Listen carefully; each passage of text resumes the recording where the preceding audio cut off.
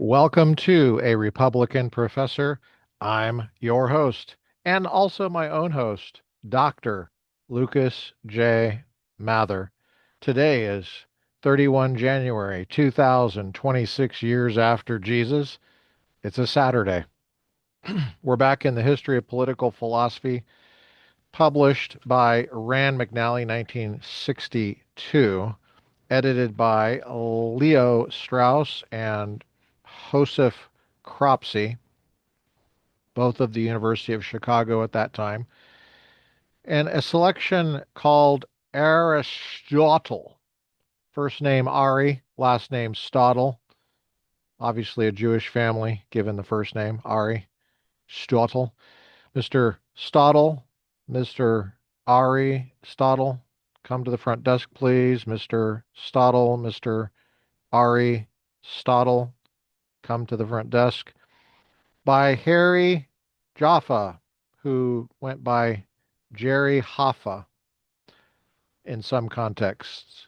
And we have been having a great time in this.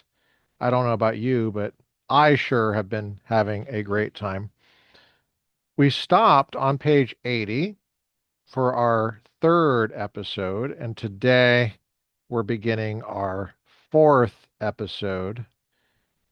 And our third episode was on Tuesday, 9 December 2025, so you can go back through and check that out.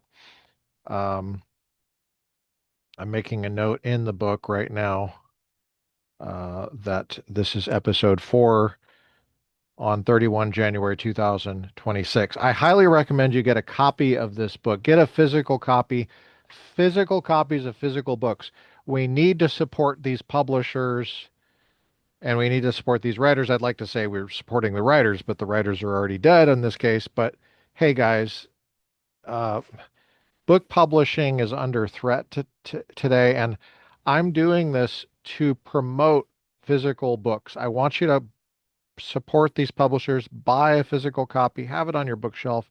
It's wonderful. You can have people over, you can brag about your books and shame your guests who probably don't read as much as you. And it's great. You can feel better about yourself and shame other people, and it's just great fun. Plus, you get smarter. Page 80, the second book. We're going to do a fair use, make a transformative reading of this material. We'd like to thank Jerry Hoffa for writing it. That's Harry Jaffa. And we'd like to thank Leo Strauss and Joseph Cropsey for editing it, and Rand McNally for publishing it. Nice job. This is later editions were published by the University of Chicago. Um, but we're talking about the second book of politics. That's what Harry Jaffa is talking about. And I've said it before, I'll say it again. Harry Jaffa has a significance to me personally, and he has significance for the entire country as a Republican professor. Why am I saying that? Well, I'll tell you if you want to know. You want to know? I'll say this. Do you know who a guy named Barry Goldwater was? 1964 Republican presidential candidate. He gave this speech where he said, moderation in, oh my gosh. I'm forgetting the I'm forgetting the quote. It's moderation in pursuit of justice. No, moderation in pursuit of liberty is no virtue. Um, extremism. Oh, sorry. Extremism in pursuit of liberty is no vice. Moderation in pursuit of justice is no virtue, or something like that. I forget exactly. I've said it before, but it was a famous line by Barry Goldwater. Well, Harry Jaffa, the guy writing this Aristotle piece, wrote that for Barry Goldwater. And this was published in 19, did I say 1962? I think it was 1963. Anyway, he that's an Aristotelean line, and we're going through his thoughts about Aristotle's politics are. Now that's the line about the whole that's relevant to the whole country. for me personally, Harry Jaffa is my intellectual grandfather. And I've said this before. He mentored my mentor, Michael Ullman, and he mentored lots of other people, some of whom came on the podcast. For example, he mentored, played a part in mentoring Darren Guerra, who came on the podcast, um, Notre Dame law professor Vincent Philip Munoz, who came on the podcast, and so on and so forth. And Munoz also was a student of Ullman. So there's quite a bit here for me and for you. In any case, let's get going. Page 80. The second book of the Politics consists of these main parts. First, critiques of theories or discourses concerning the best regime by men who did not themselves take part in politics. Plato, Phaleus, and Hippodamus. Second, critiques of three well-governed actual regimes, Sparta, Crete, and Carthage. And third, a brief discussion of nine famous lawgivers, men who combined theory with practice by either founding regimes or legislating for existing ones. We might then characterize the order of Book Two as theoretical, practical, and practical theoretical. Book One established the formal definition of the polis as the community of communities and affirmed it to be a complex natural whole. In tracing its genesis from the family, Aristotle traced the genesis within the elements of which the polis is compounded to the distinction between mere life and the good life. This is fantastic, isn't it? The full elaboration of this distinction would provide a description of the best of all possible ways of life. It would describe the best politeia or regime. This Aristotle actually does in books 7 and 8, although he has not completed the task when book 8 breaks off. We're on page 81 at the top of this Rand McNally edition of the selection on Aristotle by Jerry Jaffa, otherwise known as Harry Jaffa, my intellectual grandfather and speechwriter for Barry Goldwater, very important figure in American politics. Very, very important figure for the history of the Republican Party. Very important. We'll get more on Barry Goldwater later. This is about Aristotle. I mean, people freaked out about that speech. Democrats did, not Republicans. Republicans loved it. We still do love it. We still do. No, the parties switched places. They switched places. Really? What day? What day was that they switched places? We never switched places. Give me a break. It's not these are not seats at a cafeteria. This is American politics. And let's keep going. There's a spiritual element to this too that I keep talking about. I'm hoping you're paying attention to that. It is important to realize, however, that for Aristotle, the nature of the polis, as of everything that exists by nature, is such that its perfection, which is its nature, in the most emphatic sense, is to be sought in the first instance in the manner of its generation. And this, in turn, is due to the way in which Aristotle conceived the relation of theory and practice, speech and deed, essence and existence. Every actual polis presents itself in the form of some regime. It is either a democracy, an aristocracy, an oligarchy, and so on. Similarly, every man whom we see, apart from having a name like Smith or Jones, is either brave or cowardly, just or unjust, wise or foolish. We never see a polis or a man, we only see individual polis or men. And to be a man or a polis is never identical. with being the particular being whom we experience with our senses. Further, Smith may be brave and Athens may be free, but the quality of being a brave man or a free polis is never identical with being Smith or Athens. When we reason out what it is that makes a man brave or a polis free, we discover that the quality itself implies more than is or can be perceived in any actual or possible Smith or Athens. For Plato, the qualities revealed in speech, the qualities which we contemplate with our minds, eyes, hence the qualities which are the objects of theory, always transcend, thus in some sense differ from or contradict the things of which we have sensible experience. Reality for Plato is thus ineluctably paradoxical. Aristotle denies this. Man, like dogs and horses, is generated by man and the sun. The things discovered in speech are reflections of things themselves, or rather, they are more or less adequate reflections depending upon whether the speech about the things is adequately disciplined by a true method or science of the things.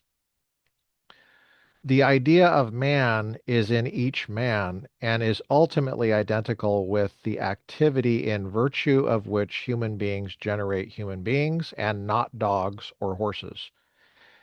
There is thus no paradox for Aristotle in the unity of man and the plurality of men.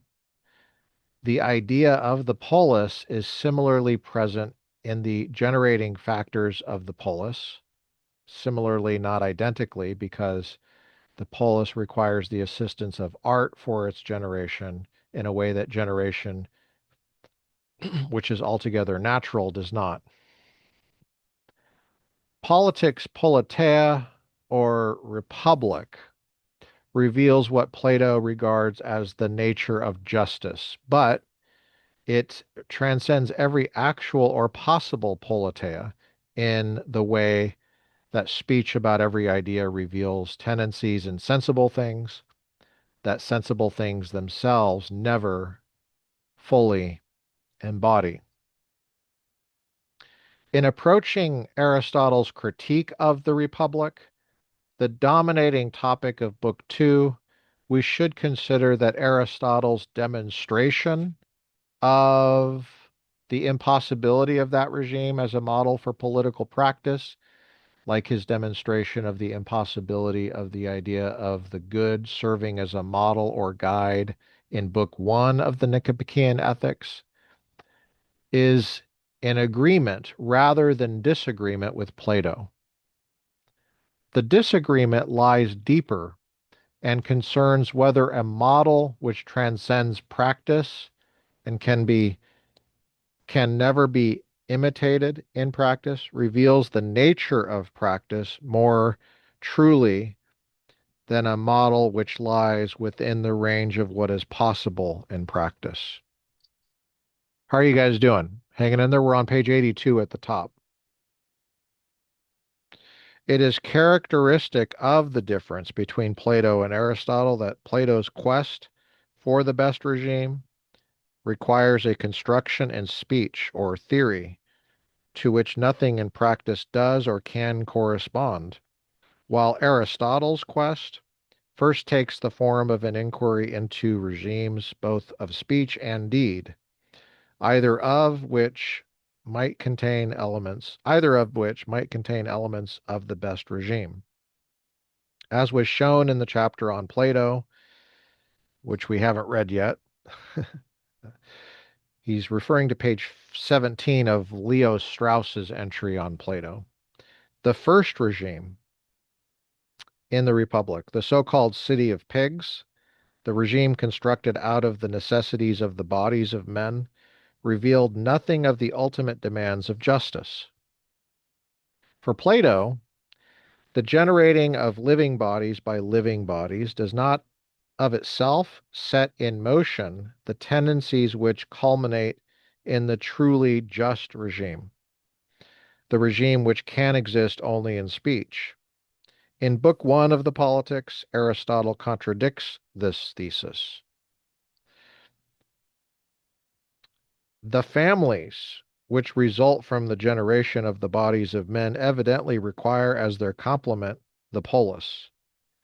The justice which makes every polis a polis, i.e., the form that justice takes in virtue of which this polis is a democracy and not an oligarchy, is a variety of the forms of justice.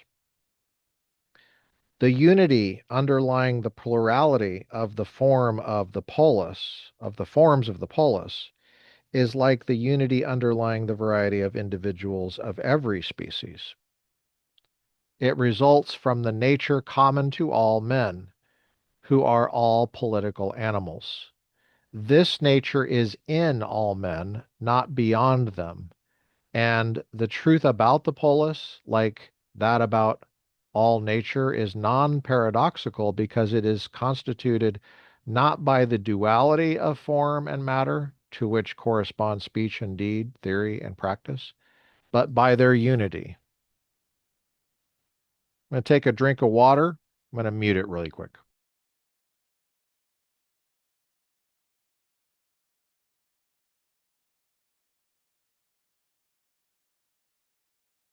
If you have any questions, feel free to put them in the comments and I'll try to get to them. The first and dominating topic of book two. By the way, I would suggest if you have any questions, please get the book and follow along.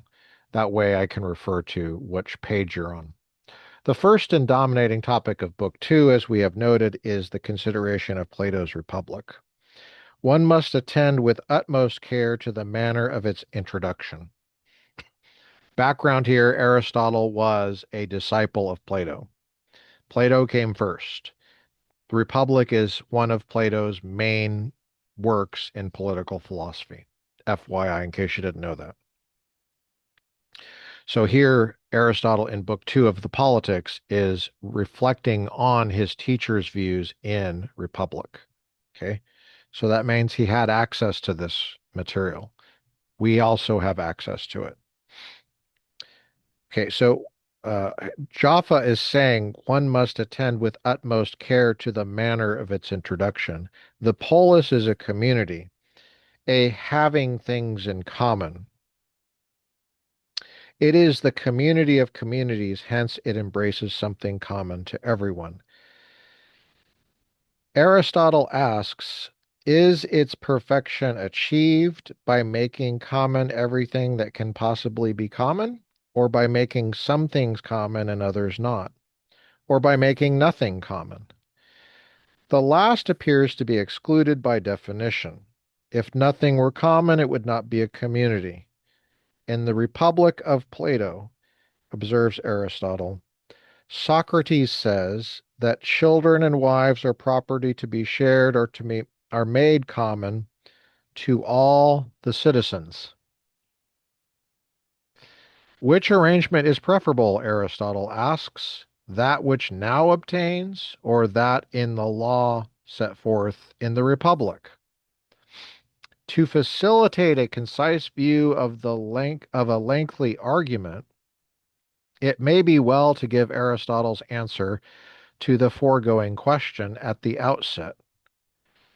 The present system of private families and private property, if adorned by good morals and by the right laws, would be much superior.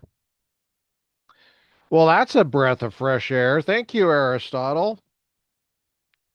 Oh, why do I not have a check mark next to that? What a relief. Nice job, Ari. Aristotle does not say flatly that the present system is superior because he does not seem to regard the present system, namely that of Athens, which is not one of those thought by Aristotle to be well governed, as good. But the present system can be made good, whereas that of the Republic Cannot. Why? The fundamental objection to the communism proposed by Socrates. Oh, no, you didn't. Oh, no, you didn't say that. Is that it aims to produce the greatest amount of unity in the polis, but mistakes the nature of political unity. To push unity beyond a certain point, says Aristotle, changes the polis into a family, and a family, so far as possible, into one man. But in doing this, he says, you do not unify the polis, but rather destroy it. Aristotle now demonstrates how the family, whose growth and proliferation require the institution of the polis, is structurally part of the perfected polis, because the distinctions which give structure to the family between husband and wife, yeah, father and children, are the foundation of morality within the polis. To take the broadest ground, the morality which consists in subordination of private interest to the public welfare is impossible if the distinction between private and public is abolished.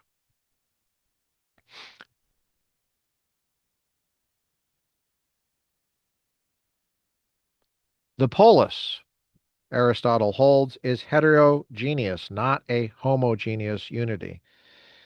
It is no more unified by abolishing the distinction between private families than by abolishing the distinction between occupations.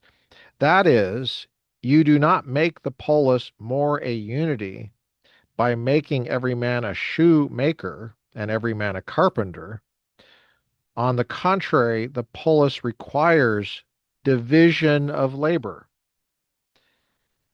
And by reciprocal equality, which means a fair exchange between artisans like the shoemaker and the carpenter, enables all to enjoy better shoes and better houses. What does that sound like? That sounds like Adam Smith. Isn't that interesting?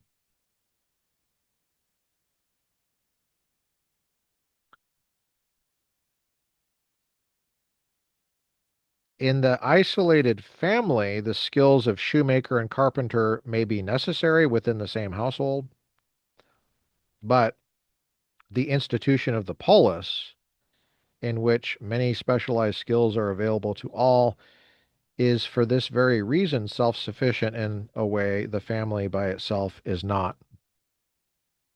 If two men call the same woman wife, the result is apt to be not greater friendship, but conflict. In fact, however, Socrates intended all men to call all women their wives, and all the children collectively their children.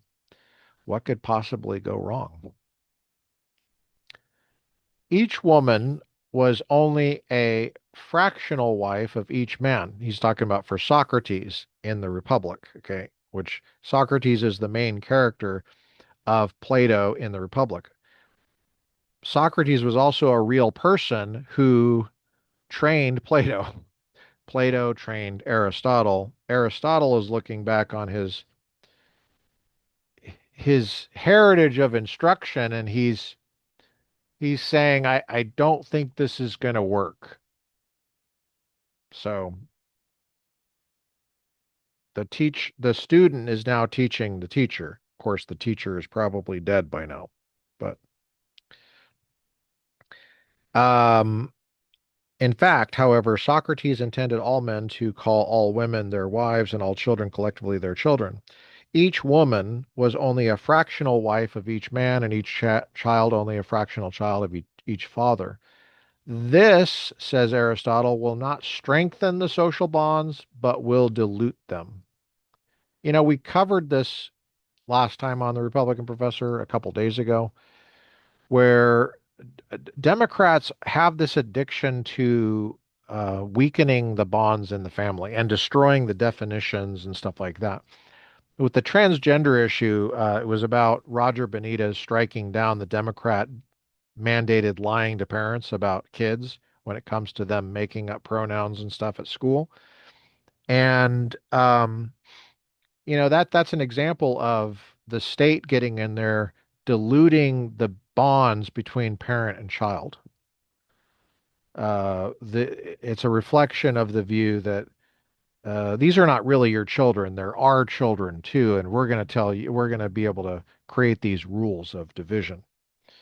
And Roger Benitez, a Republican, got in there and said, 9, 9, 10, 11, 12. No, you're not.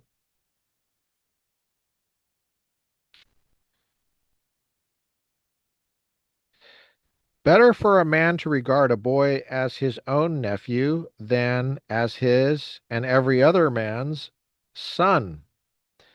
With the weakening of the strong bonds of private affection and private morality will come a weakening of the moral prohibitions against assaults and injuries against fathers and kinsmen, not to mention the dissolution of restraints against incest and homosexuality. We're on page 84 at the top. History of Political Philosophy, the section on Aristotle, Mr. Stottle, Mr. Aristotle, come to the front desk, please. Mr. Stottle, Mr. Aristotle, come to the front desk. Written by Harry Jaffa, my intellectual grandfather and speechwriter for Barry Goldwater, 1964, Republican.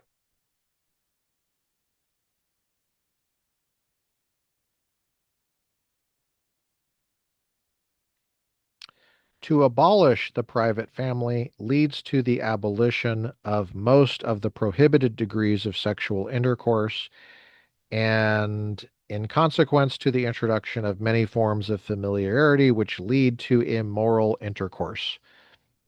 Interesting. Interesting. I'm just saying. Have you heard about the sexual revolution in America? Just saying. I'm just saying. The claims of morality cannot thereby be enhanced, but are rather dissipated.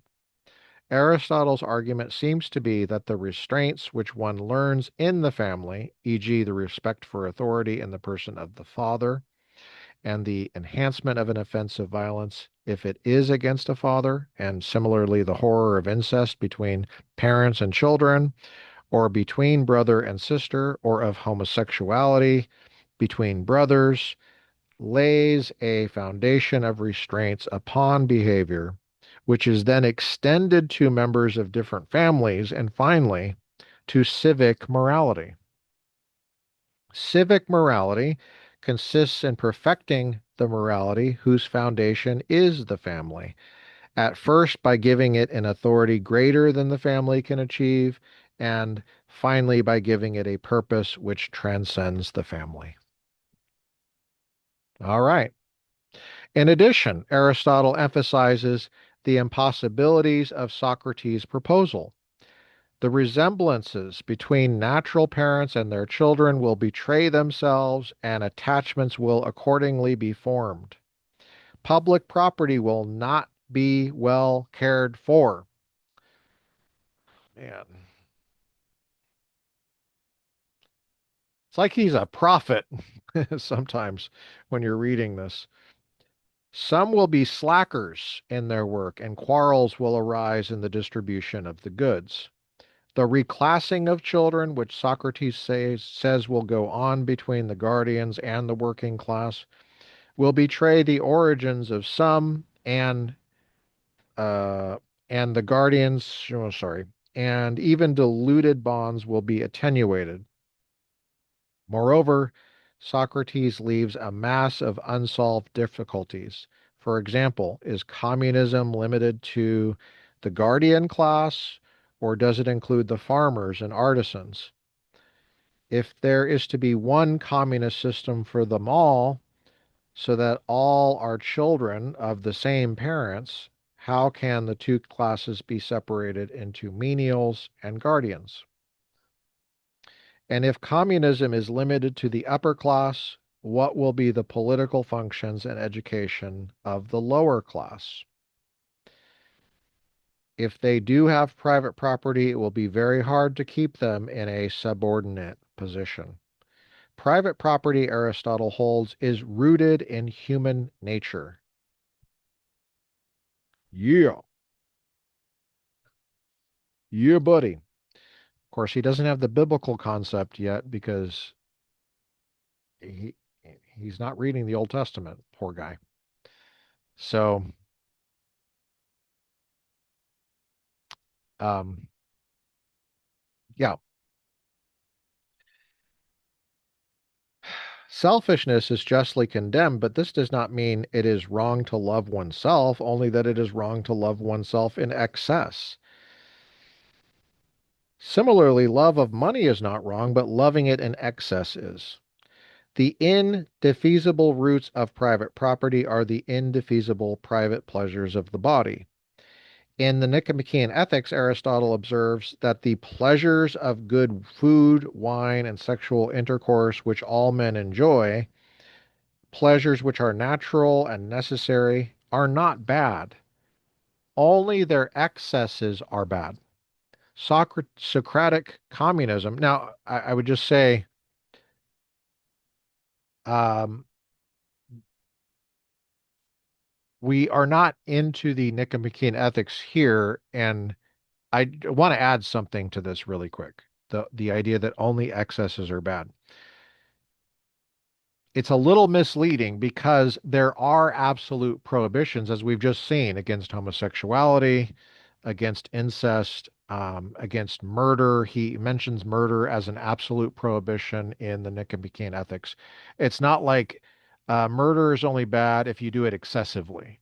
Um, the- uh, that that needs to be folded in here somehow, and it's totally compatible, as many Christians have noted in the history of philosophy and history of theology. It's totally compatible with the Ten Commandments, for example, the divine command theory in the scriptures, which in practice works out to something like this. The Lord has forbidden murder. You are not to do it. It goes against how you're designed. It's not that excess murder is what makes it bad. And that would also imply that a deficiency of murder would be bad. You have to have just the right number of murders. That's not the case. There are boundary conditions on the virtue theory. If you don't know what I'm talking about, I'm sorry. We'll get to it later. Just try to check it off the list in your mind. Just kind of note there's an issue of virtue theory, but the boundary conditions have to be there. And the boundary conditions are rooted in how we're designed, human nature. Okay, let's keep going. And I think Aristotle he doesn't have a full description of that. That the full description comes in the scriptures. We are creatures of the Lord God. The boundary conditions are set by him in according to our design for our flourishing. The Lord loves us, wants us to flourish, and murder goes absolutely against that. Absolutely. Homosexuality would as well, incest would as well. There are these boundary conditions in terms of sexual intercourse and private property, and the concern for protecting private property also flows out of the biblical tradition because of the command against stealing, for example.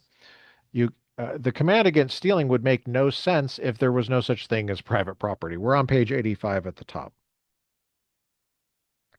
Okay. Socratic communism in the Republic would, by attempting to abolish the occasions of evil, abolish also many of the occasions of virtue. Even if it prevented some evil, it would also prevent much good. The advantages of communism can be gained by making the use of property common, as in Sparta, men freely used each other's slaves and horses and dogs and helped themselves to the fruits of each other's fields as they travel. But a man cannot practice liberality if he has nothing of his own to give, or show temperance in relation to women if there is not such a thing as another man's wife.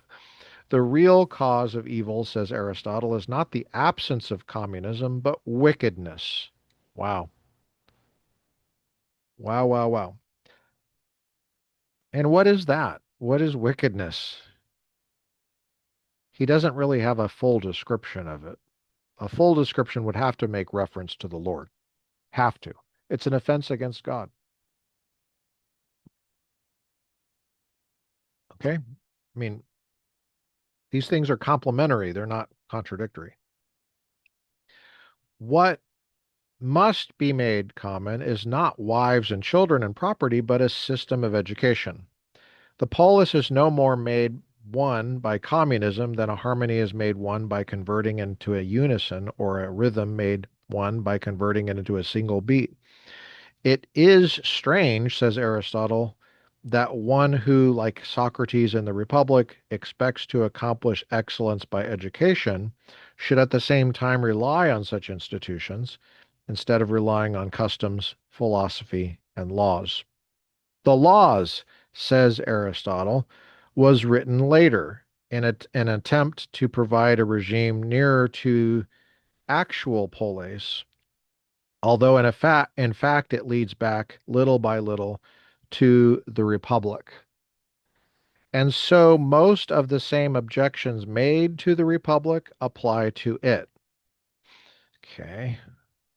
So now we have an interaction with Plato's book, The Laws.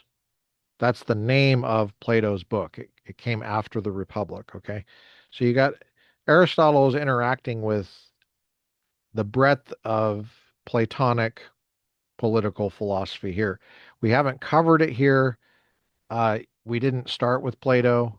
So when we cover Plato later, you will appreciate it probably more. Like I said before, we have to dive in somewhere. I chose to dive in with an explicitly Republican professor because this is the Republican Professor podcast. Okay, so let's keep going. The Laws, says Aristotle, was written later in an attempt to provide a regime nearer to actual polis, although in fact it leads back little by little to the Republic. And so most of the same objections made to the Republic apply to it. As a proposal for the regime which is next to the first or best is unacceptable, although it is a version of polity, or the mean between democracy and oligarchy adaptable to most polis, it might have something to recommend it. All other regimes are nearer to actual practice than those of Plato. Phallius of Chalcedon has made a proposal. Okay, he's talking about, he's leaving Plato behind, which is his mentor, his professor.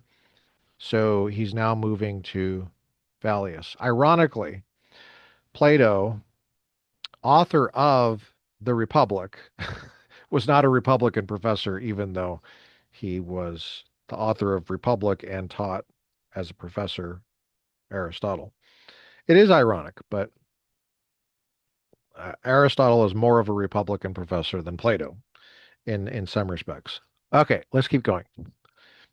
So Phallius of Chalcedon has made a proposal that resembles Plato in that it attempts to eliminate the causes of division and strife within the polis by the regulation of property. Okay, the regulation of property. All right. Indeed, Aristotle credits Phallius with being the first to introduce this notion. That's interesting. The regulation of property is such a basic thing, we take it for granted. Phallius would make the property of the citizens equal at the foundation of a regime, and in those already established would seek to level inequalities by requiring the rich to give but not receive dowries, and the poor to receive but not give them. This is progressivism. Does that sound familiar? Does it sound familiar? Aristotle comments first that such legislation, as also in the case of Plato's laws, will be ineffectual if the total number of children is not limited in proportion to the total amount of property. Secondly, not merely equality and inequality must be considered with respect to men's estates, but their size, which must be neither too large nor too small, tending neither to luxury or to penury. Okay, so in other words, Aristotle here is saying there really should be a middle class. Okay, and we need to consider that. Okay, finally, what is needful is not so much to level men's properties, but their desires, and this requires education. A theme that keeps coming up, education. Where did that come up before here?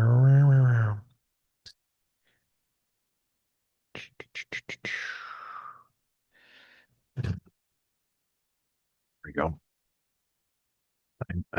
The theme of education I want to highlight here for future ref when I come back to it. I got a pencil so I can erase. Very important to make notes with a pencil, folks, and have a hard copy. Do you see me getting distracted by ads on the internet? No. You see me plowing right through this fast, as fast as I can. Part of the educational experience here is just so you can see just how long it takes to read something and try to understand it. And by the way, I'm reading this fairly quickly, and I'm assuming you're keeping up with me, which means it probably takes longer than the way I'm going. In reality, it takes a while to understand this. And sometimes you have to go back over it and maybe a third time and maybe a fourth time. And you have to talk about it with colleagues and professors. You got to take notes. It's hard. Or you can just remain ignorant if you want. I suppose you could do that. If you remain ignorant, you're going to be more susceptible and more vulnerable to falsehood and false teachers and perversion. Just FYI. Phaleus, it is true, is consistent in providing the same education for all, but he does not tell us what that education is to be.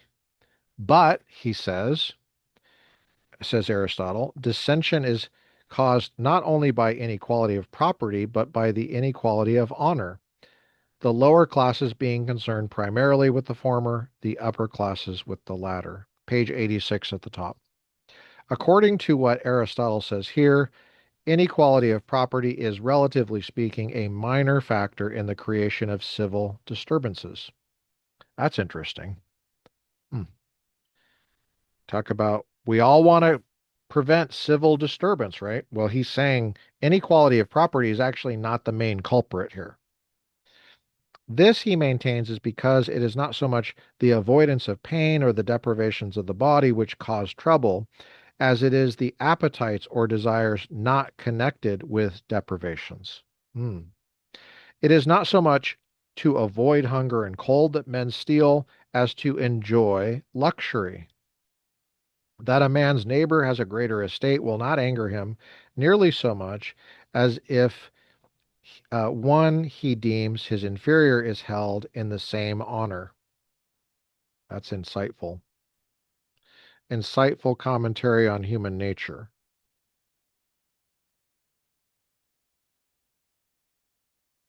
Yeah. And again, he takes himself to just be observing people. Okay. There are then three classes of desires which need to be dealt with, those arising from the needs of the body, those arising from the desires of the body in excess of what is necessary, and the desire for pleasures which are not due to pains, i.e., the pleasure of eating depends on the pain of hunger. For the first kind of desire, a moderate amount of property accompanied by work is needful. For the second, the virtue of temperance or moderation. For the third, the remedy is philosophy, which alone frees us from dependence upon other men. If you're wondering, how the heck does that work? Well, let's go through that third one again. The desire for pleasure, which are not due to pains, i.e., the pleasure of eating depends on the pain of hunger. Okay. We're going to keep going. Phallius's scheme is directed only to minor evils and fails to take into account the greatest crimes are not those connected in any way with property. So this is a criticism of this guy Phallius. Men do not become tyrants, observes Aristotle, to avoid hunger or cold, nor does one honor a man for killing a thief as one does for killing a tyrant. Good point. Leveling estates is not, then, the place to start in the attack upon political evil.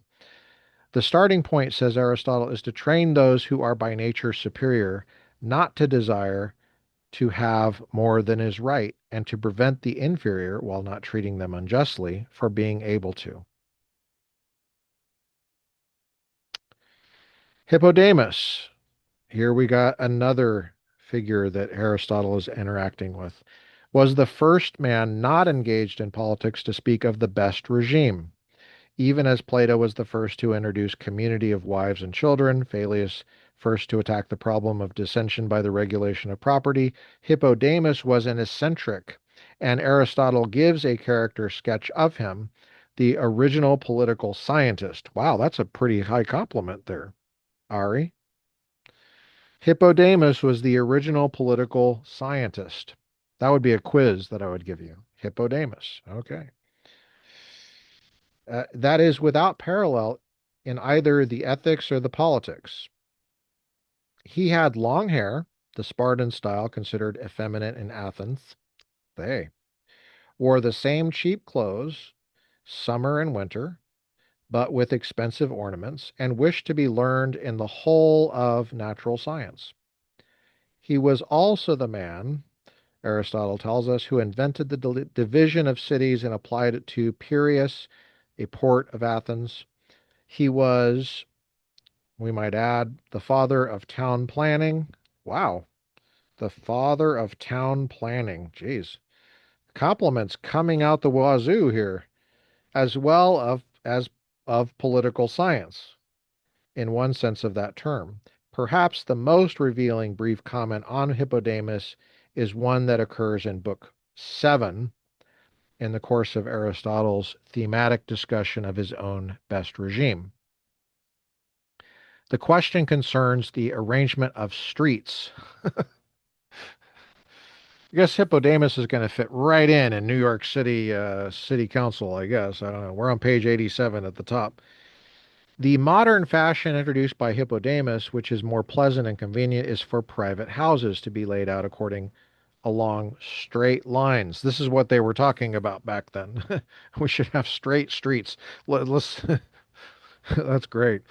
But says Aristotle, the opposite arrangement of olden times was much safer, for it was harder for foreign troops to find their way into the city or to make their way through it. Wow, that is olden times, isn't it? Aristotle's own solution, characteristically, is to combine the two kinds of plans, designing certain parts of the polis for comfort and beauty and others for security. So this is all city planning here. Very practical. Hippodamus was then a theorist in the modern sense, i.e., one who approached politics as an abstract problem in design without regard for the problems that statesmen as political men faced.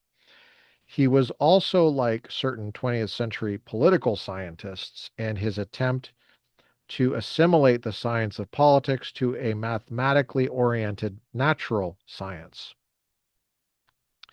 Hippodamus's scheme has a certain resemblance to Plato's in that it appears to be an attempt to impose mathematical harmony upon the polis. His best regime had a population of 10,000 and was divided into artisans, farmers, and warriors. The land he also divided into three parts, one sacred, one public, and one private. The law, too, he found fell into three categories: outrage, damage, and homicide. Okay. Uh, be interested to hear what that's about. He established one Supreme Court of appeal for all cases to consist of selected elders. He thought that jurors should not give simple verdicts of guilty or not guilty according to the indictment as drawn. the current practice, but should give qualified verdicts, finding guilt on some counts but not others, if this was the individual juror's belief, and assessing damages according to the juror's judgment in damage suits. For Hippodamus thought that the practice of finding a man guilty or not guilty when the juror believed him to be guilty of some things but not of other things in the indictment forced the juror to commit perjury. Hmm. Finally, Hippodamus proposed a law which would honor anyone who discovered anything new for the advantage of the polis, as well as one that would provide public support for war orphans. Aristotle dryly observes that Hippodamus apparently thought this last was a new suggestion, but in fact, such a law already existed in Athens and other polis. The last observation sets the tone of the critique of Hippodamus. Okay, here we got the critique here.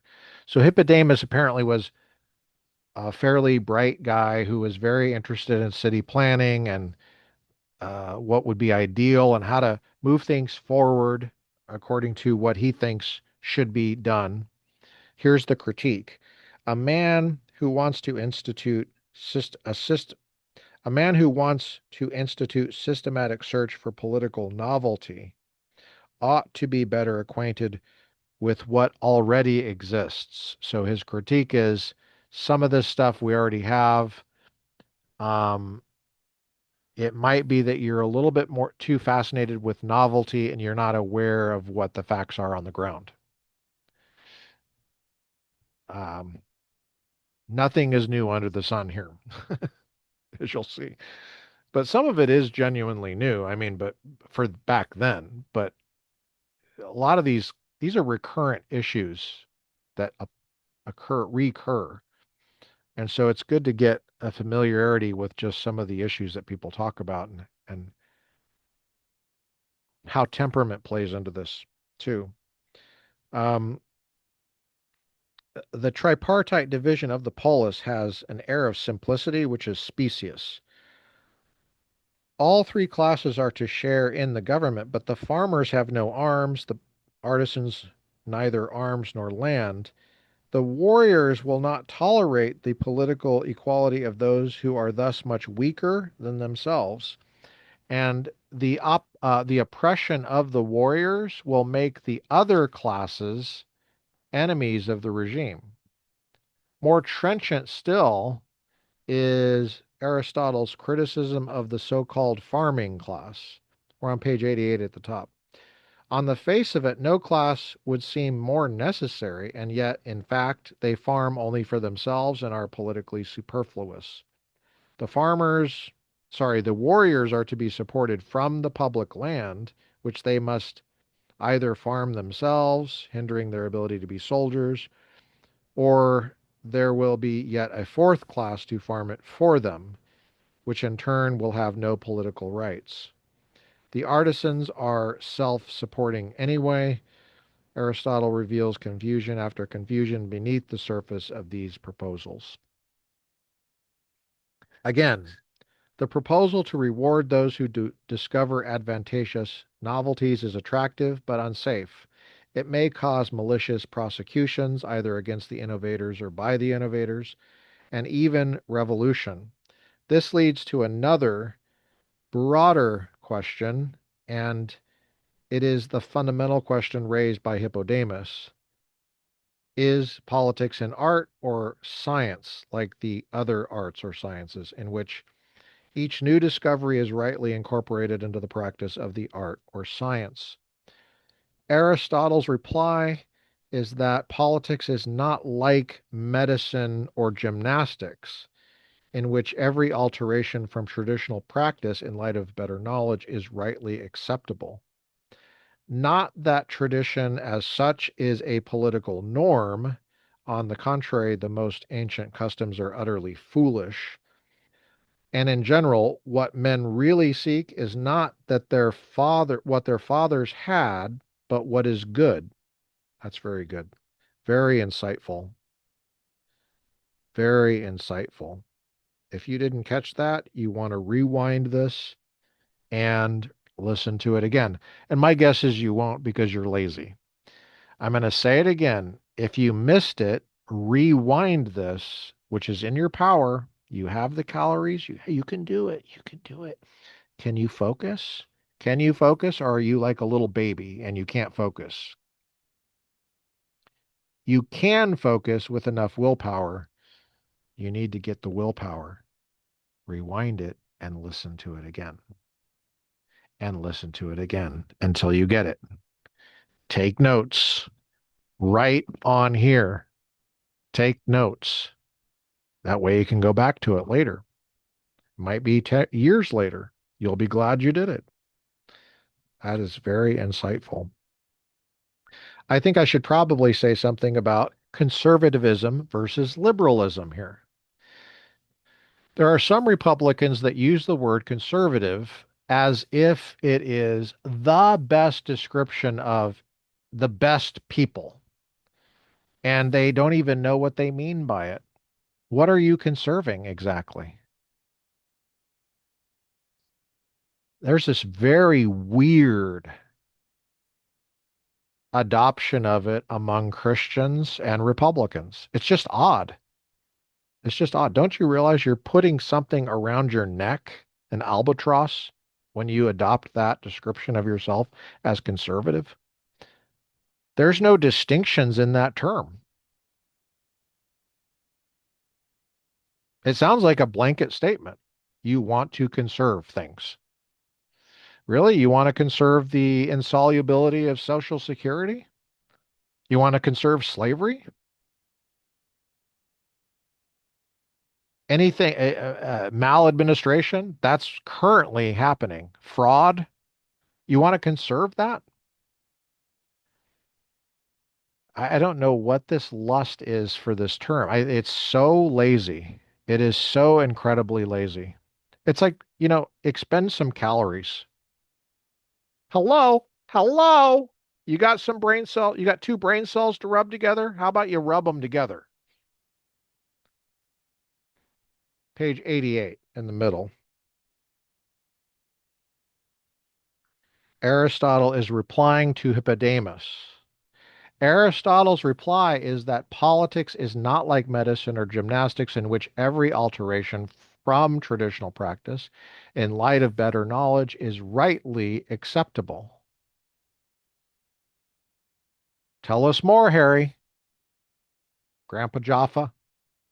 Not that tradition as such is a political norm. Listen up, you so-called conservatives.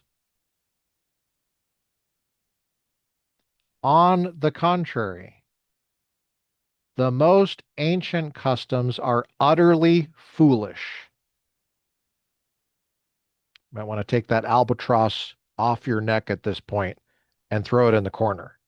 The albatross of the term conservative. Take it off your neck, throw it in the corner.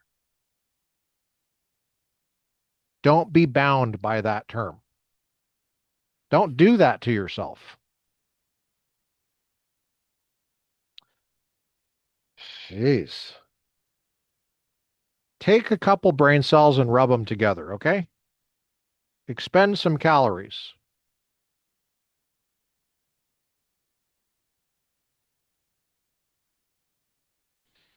Not that tradition itself is a political norm. On the contrary, the most ancient customs are utterly foolish. And in general, what men really seek is not what their fathers had, but what is good. The distinction between the good and the ancestral is as fundamental to the art or science of politics as to any other. Now, I want to say something else about the so-called liberals, okay? Or progressives, because they do it too. They have the progressive, oh, we're about progress. Yeah, I think everybody is. Hello? Hello? Everybody wants progress. Everybody does. It's not that any kind of novelty is progress, though. Sometimes there is good that is worth conserving. And sometimes what is there is maladministration, and progress would mean going away from it, not going toward it. A lot of progressives double down on the current thing, which is not working and is problem. That's the ironic thing about liberalism and conservatism, people going back and forth. The conservatives actually want change, and the liberals, so called, want to keep things the same. They want to progress by doubling down on stuff that doesn't work and making things worse, not progressing. A low attention span is really kind of behind a lot of this stuff because we all want to have slogans. We all want to have these little short, you know, euphemisms or um, little shortcuts, like a heuristic, so that you can say something and you think that everybody understands the same thing by what you just said. Well, let me just tell you, when you say the word conservative, they do not understand what you just said. You have something in your mind that is not captured by the term, the spelling of the term.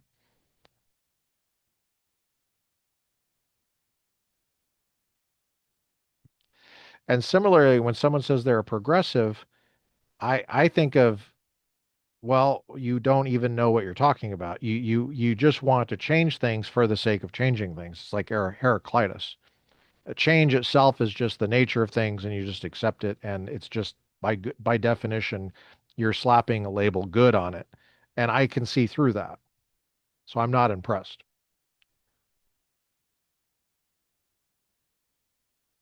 Let's keep going. And no, there's no pictures in this book. Okay, I know that's the reason why half of you haven't bought it yet, but no, that's all right. I like pictures too. I understand.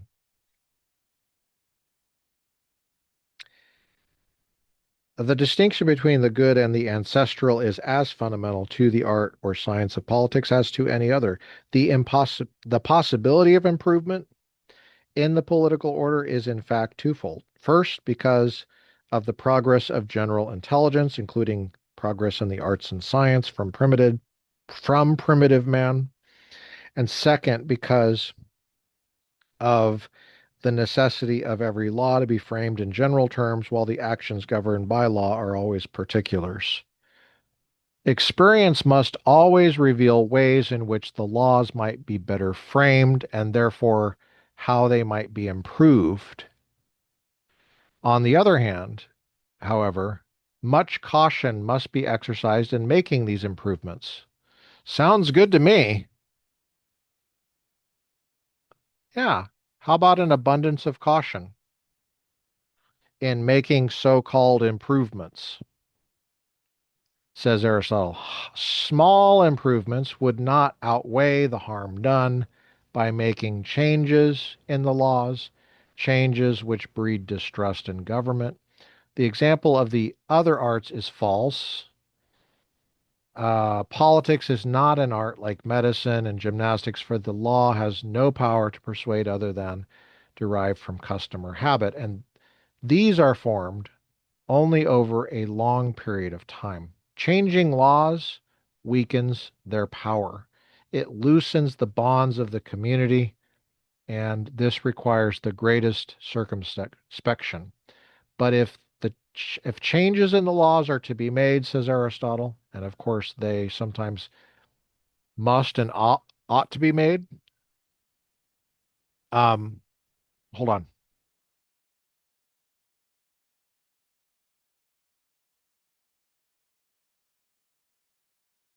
Had to get a drink of water.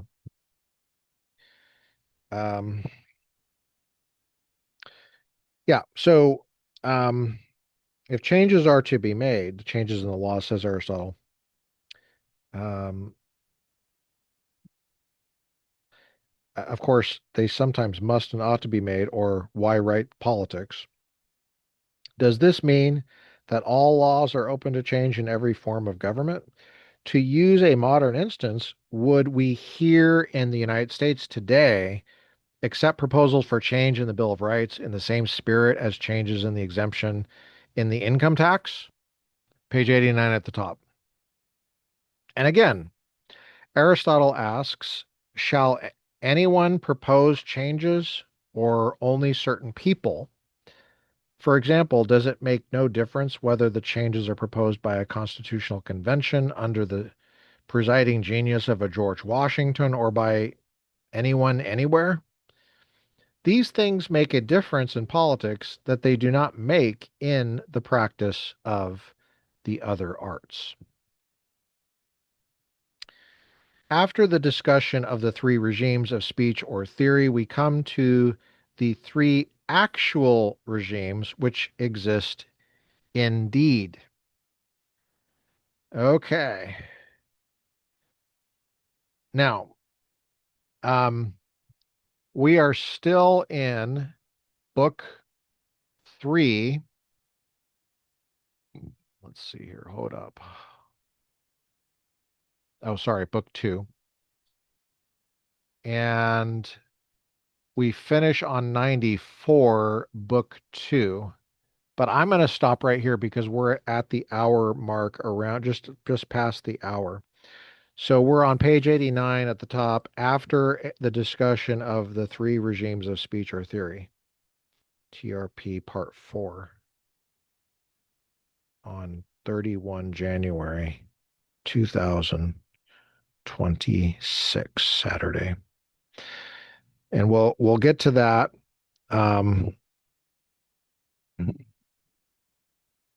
next time. Okay?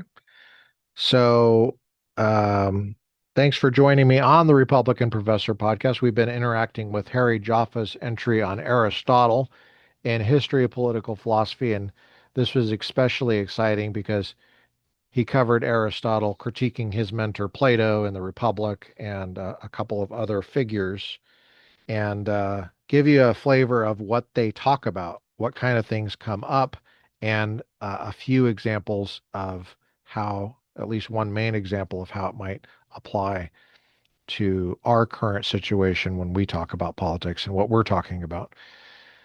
So I've been your host, Dr. Lucas J. Mather. We'll see you next time. It is 31 January 2026, years after Jesus. It's a Saturday. God bless you. See you.